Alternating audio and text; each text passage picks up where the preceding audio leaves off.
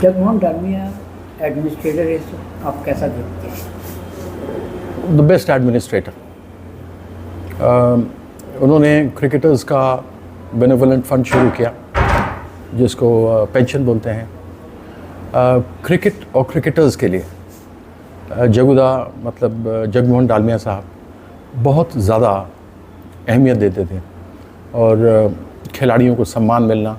कितनी बार जब यहाँ मैचेस होते थे तो वो बुलाते थे मैचेस के लिए as special guest, 5 star hotel में ठहराते थे, हवाई जहाज़ का टिकट हम बहुत सारे क्रिकेटर्स थे उनके लिए करते थे। एक हमें बैच मिलता था जो लेके हम कहीं भी घूम सकते थे। So he was a great man. Jaguda was a great man. I really miss him.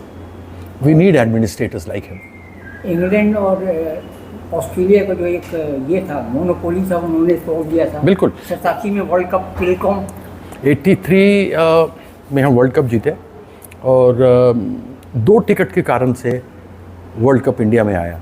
Salve साहब ने मांगा, उस समय वो प्रेसिडेंट थे और बीसीसीआई के। तो सालवे साहब ने 2 टिकट मांगे थे बीइंग अ प्रेसिडेंट, और कि इंडिया फाइनल में आई तो उनको नहीं दिया गया था। तब जगमोहन डालमिया साहब ने ये बात उठाई थी। फिर उसके बाद बिंद्रा साहब आए, वो लोग मिले और इस वर्ल्ड कप को लाने में जगुदा का जितना योगदान था संभवतः पूरी टीम में उतना योगदान नहीं था। फिलकॉम हुआ, पाकिस्तान इंडिया में वो हुआ, रिलायंस को लाया गया, पैसा नहीं था, किस तरीके से लाएंगे, खिलाड़ियों को पैसा कहाँ से देंगे, वो सारा कुछ जगुदा का जो एक प्यार था क्रिकेट के लिए, उन्होंने वो सारा कुछ एकत्रित किया और 87 में वह एक सपना पूरा हुआ जब वर्ल्ड कप इंग्लैंड में 3 एडिशन हुए और उसके बाद इंडिया में हुआ था। आपको मालूम हुआ कि 83 वर्ल्ड कप जीतने के बाद भारतीय team cricketing international cricketing map पे आ गई थी।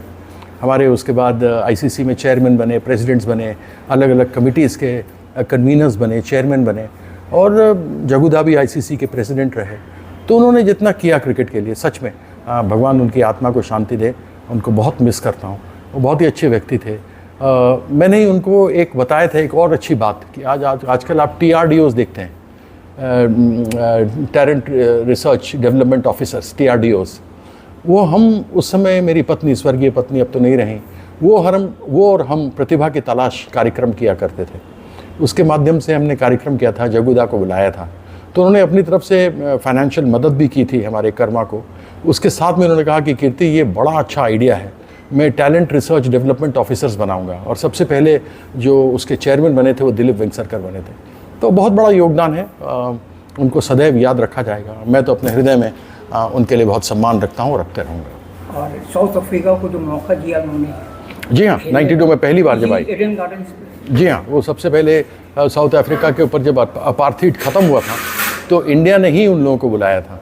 पहला मैच दिल्ली में हुआ था, फिर ईडन के अंदर बहुत बड़ा आयोजन जगुदा ने किया था।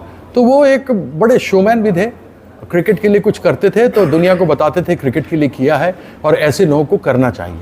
तो मैं तो चाहूँगा कि अभी के जितने भी प्रशासक हैं उन सबों को उनसे सीख लेनी चाहिए और क्रिकेट को वैसे ही आगे बढ़ाना चाहिए।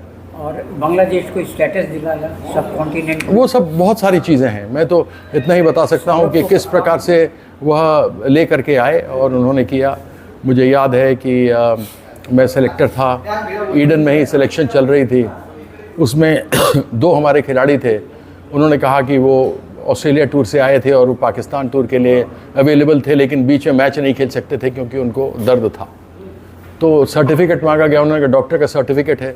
तो मैंने देखा सेलेक्टर्स में वो गायनाकोलॉजिस्ट का था, जो बच्चों के डॉक्टर होते हैं। तो मैंने देखा, मैंने कहा ये कौन सा दर्द है भाई।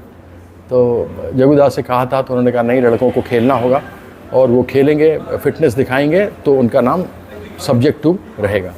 तो ऐसे बहुत सारे मेरे पास उनके ख्याल हैं जो सदैव उनके लिए मन में सम्मान लेकर आते हैं।